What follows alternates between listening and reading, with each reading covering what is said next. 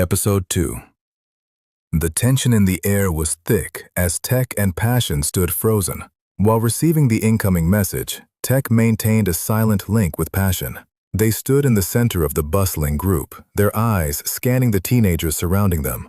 Everyone was talking at once, a blur of friendly smiles and overlapping voices that made it impossible to pinpoint who was actually in charge.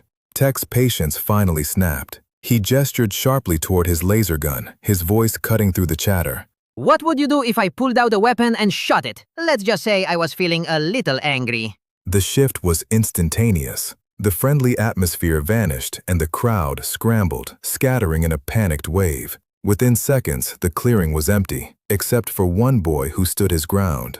Very clever, light carrier, but you won't succeed. Reaper! Tech lunged forward, launching a calculated attack before the threat could materialize. Wait, be careful!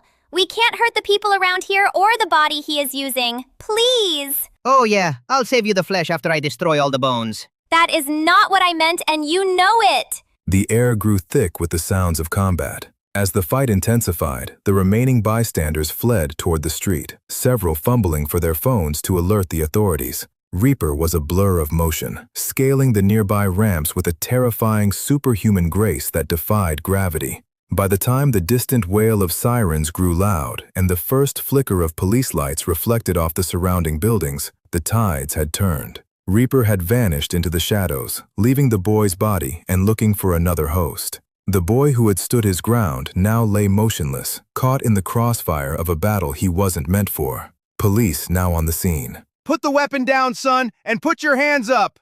Do what he says, and we can figure this out later and find Reaper. These are such idiotic people. I can get us out of this. You know No, do what I say this time. Surrendering reluctantly, Tech moved slowly, setting the laser gun on the grit-covered concrete. In the harsh, strobing glare of the police cruisers, the weapon looked indistinguishable from a lethal firearm. The officers moved in cautiously, unable to tell if the sleek, strange Tech was a high-end replica or something far more dangerous.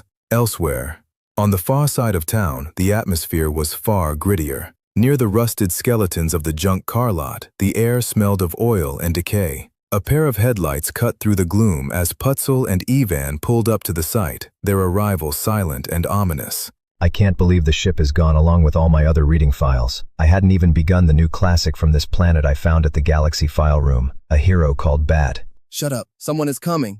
In the heart of the salvage yard, Putzle and E-Van crouched low, their silhouettes disappearing behind the chrome and rusted fins of a row of classic 1950s Chevys. The smell of oxidized metal and stagnant rain hung heavy in the air as they pressed their backs against the cold steel of the vintage cars. From the nearby trailer, two men stepped out into the yard, their voices raised in a heated argument that echoed off the surrounding scrap heaps. They paid no attention to the shadows behind the Chevys, their focus entirely on a strange sight parked in the center of the clearing. Come on, man. Please. I have seen better cars at a toy store. I said I could get the one you wanted by next week, and I will even include a Hot Wheel if that will make you feel better. Don't insult me. I'm not about to fork over 20 grand for stuff that is supposed to be quality, and it doesn't even work. It looks good, but clearly it's a lemon. The vehicle was a bizarre contradiction. Despite its gleaming, factory-fresh paint, it sat on a set of worn, bald tires that looked ready to burst, and its rear was a gaping hole where the tailgate should have been. Sensing the distraction, Putzle gave a sharp nod to E-Van.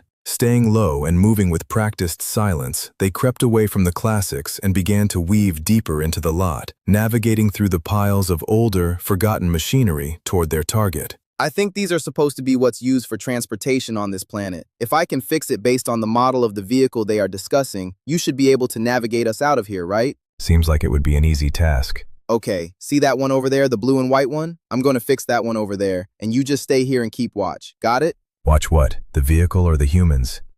Really? Putzle began a rhythmic, agile shuffle, scooting from one rusted chassis to the next. What will he do? Find out on the next episode.